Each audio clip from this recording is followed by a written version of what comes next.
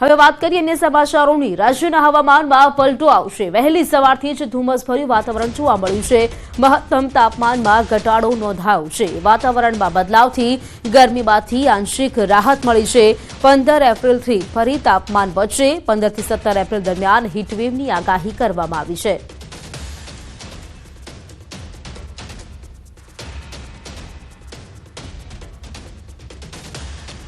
તો અમદાવાદમાં પણ વહેલી સવારથી જ વાતાવરણમાં પલટો જોવા મળ્યો છે। 15 એપ્રિલથી ફરી તાપમાનમાં વધારો થશે।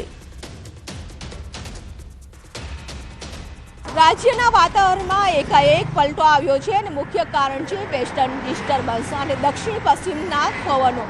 ભેજનું પ્રમાણ વધી રહ્યું છે અને જેના કારણે મહત્તમ તાપમાનમાં નોંધપાત્ર ઘટાડો થયો છે। ગરમીમાંથી આંશિક રાહત મળી છે, પરંતુ હવામાન વિભાગ દ્વારા આગાહી કરવામાં આવી છે કે 48 કલાક બાદ ફરી 2 થી 4 ડિગ્રી તાપમાન વધી જશે।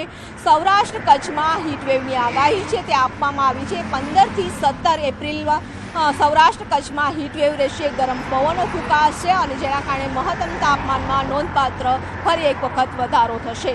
કેમેરામેન પ્રકાશ દેસાઈ સાથે વિભુ પટેલ, ન્યૂઝ 18 ગુજરાતી, અમદાવાદ।